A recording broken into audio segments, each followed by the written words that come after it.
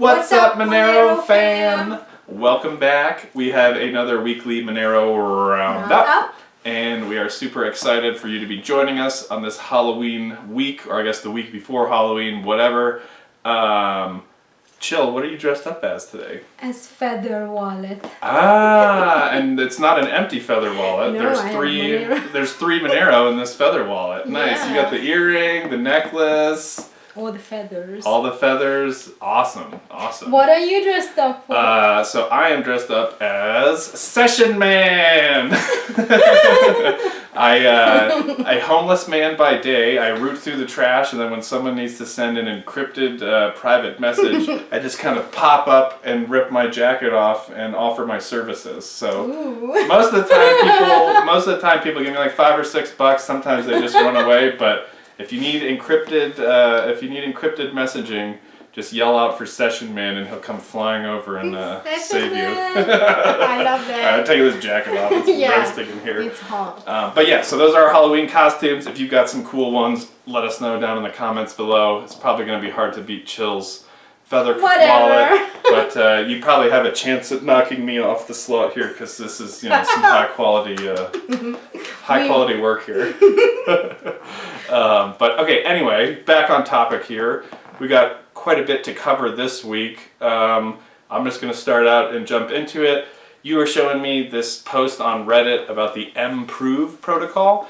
From a couple days ago, somebody was asking, like, hey, what happened to the mProve protocol? And I guess I didn't know about any of this, but it was a project from the Monero community to audit the Monero on exchanges.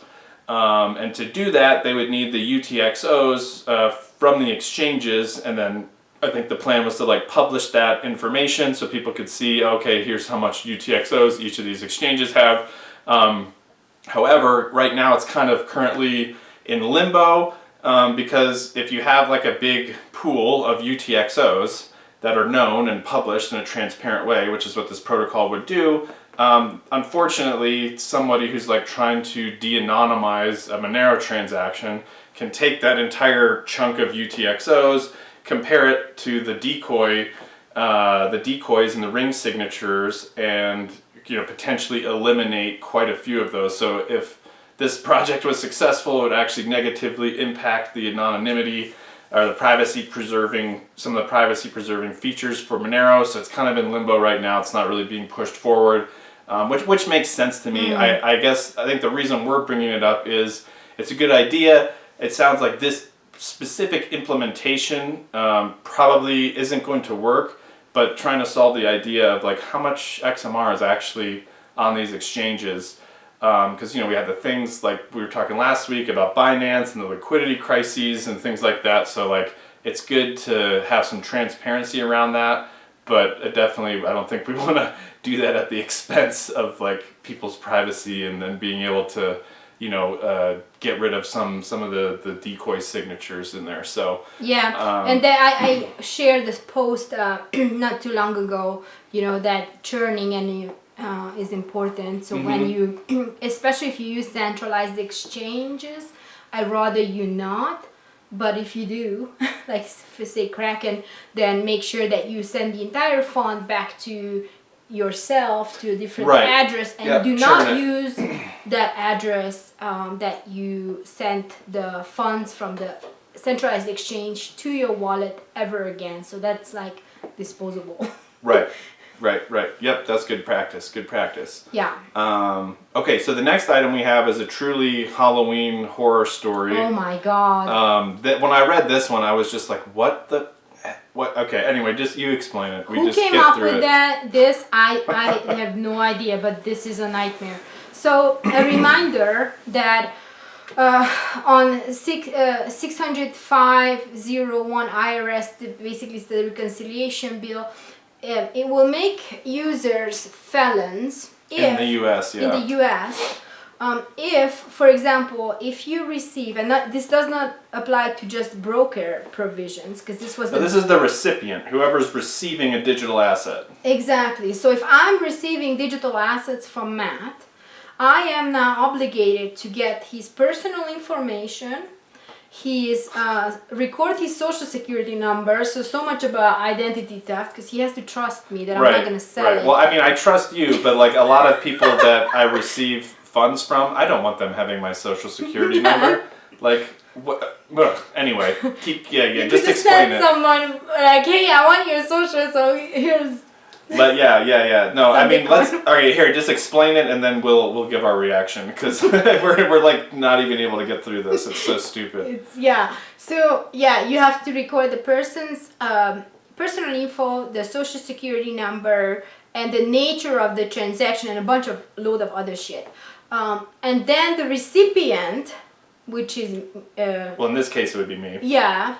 No, it's I am receiving. All right, you're I receiving. must sign under penalty of perjury and send a report to the government within 15 days that I received some funds from Matt. Okay. So yeah, I think that's a pretty good reaction. Like what? Because it's so basically this is 6050I is the name of the IRS amendment.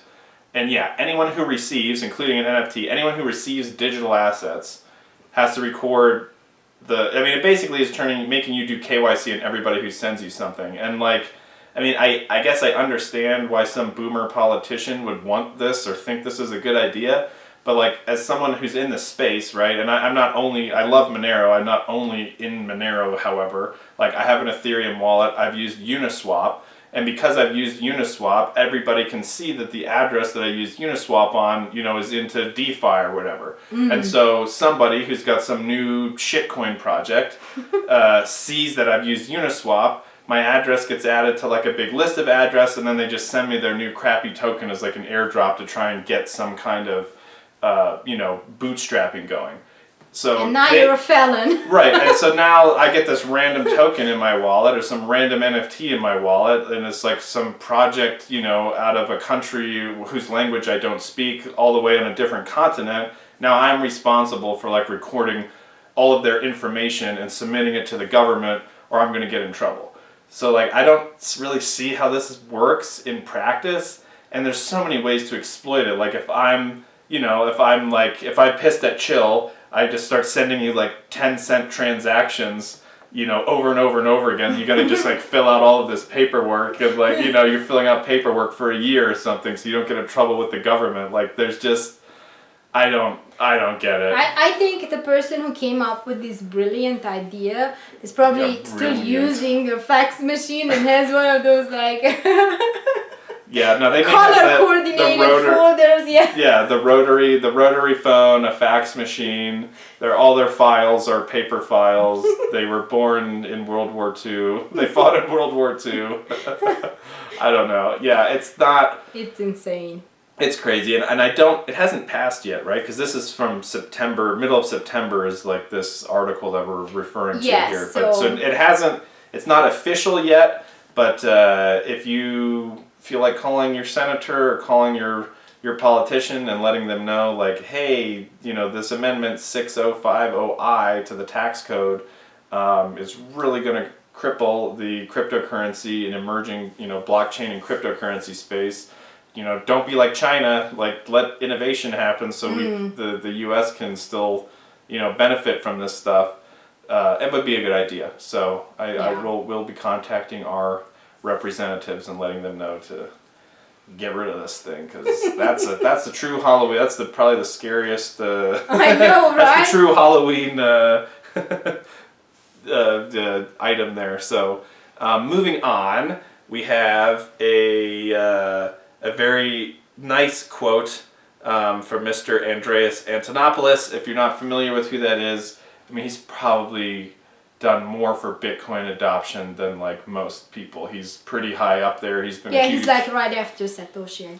He's got books. He does speaking tours. I have a lot of respect for Andreas, and recently he was talking about Bitcoin and coins being blacklisted and basically fungibility. So let's just read what he's saying here, and basically. The quote is, tainted coins are very destructive. If you break fungibility and privacy, you break the currency. If fungibility is not fixed, it is possible to attack Bitcoin in ways we haven't seen yet, and that could prove very effective.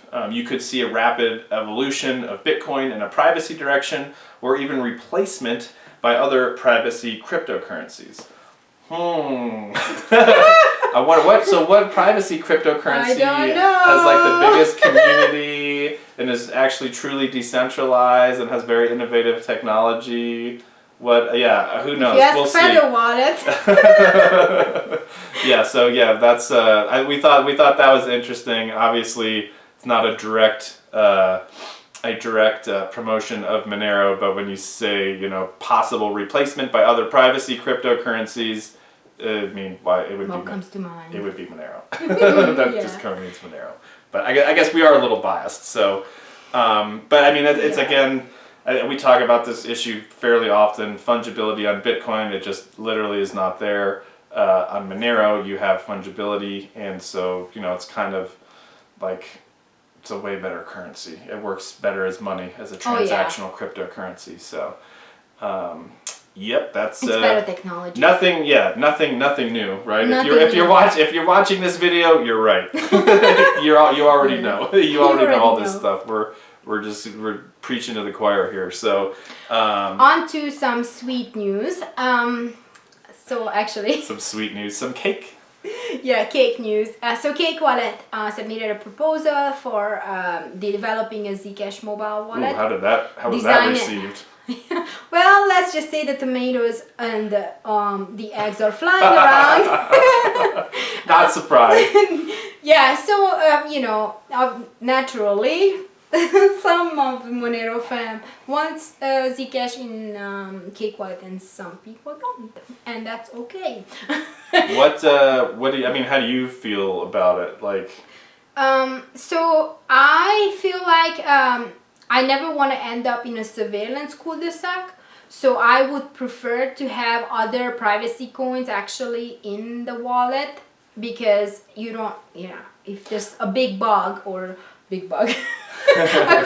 creepy crawler, right, or some vulnerability then in the network, and for whatever reason something happens, then you have it in the wallet, and you can switch. So you have an alternative. Basically, you have a backup. If for some reason... Yeah, you have a plan Z. If for some reason you have a plan C, that's good. I like that. Yeah, but what you're saying is basically like if for some reason you couldn't use Monero, there was, a network upgrade going on, or, what for whatever reason, worst case scenario here, because Monero doesn't go down that often, but, worst case scenario, you can't use Monero.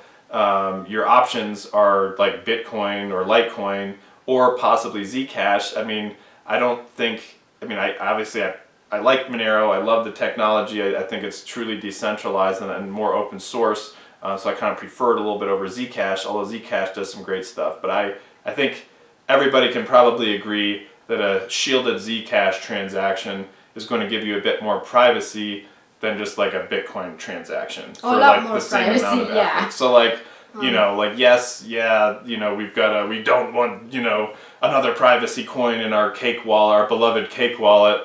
But, if it comes down to it, would you rather have a little bit of access to a little bit of privacy as an alternative, or just like surveillance coin Bitcoin? So I see your point there. I think I actually agree with that. I don't see why it would be a huge deal, other than just kind of the tribalism thing, like no crappy Zcash in my Monero wallet. But I get it.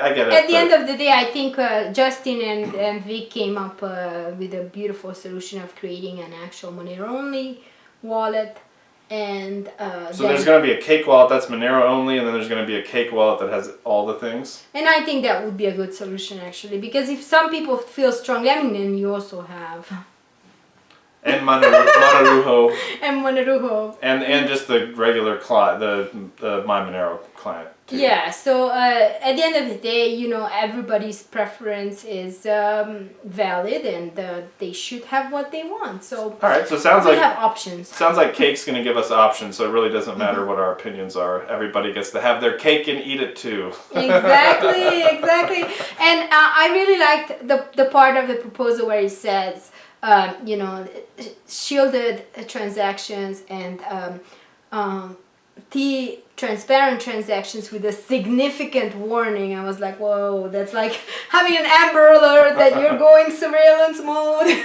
You have to put your PIN code in, like, again, to, like, send an unshielded Social transaction. Security. Oh, God. Oh, Lord. Well, yeah, okay, so we'll have to keep an eye on that. I mean, Cake Wallet's always doing something new and exciting, and they're a very lively project. And yeah, that's right, Justin just joined them. Lively, yeah, I love that word. It truly is a lively project. Yeah, definitely. Well, I mean, everything in Monero is, everybody's, like, very...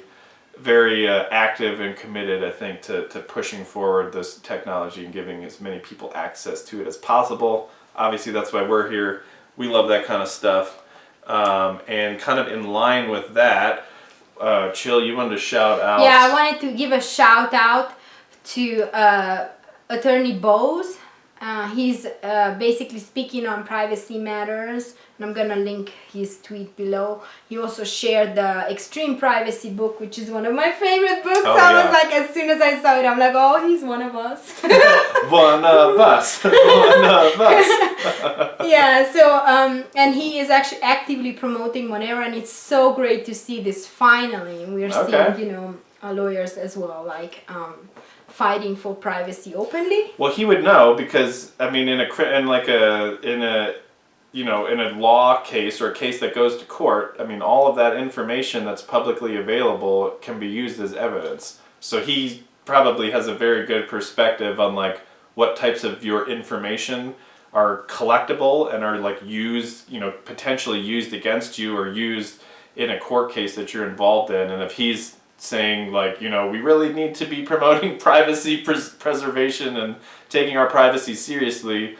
I mean, and again, this is all speculation, but I would guess he's seen a few examples of that where, like, people thought they were doing something private, they weren't, and now it's, like, gotten them into caused a lot of problems for them. So, yeah, privacy matters. We know that, you know that, and now Attorney Bose also is sharing and promoting that. So thank you.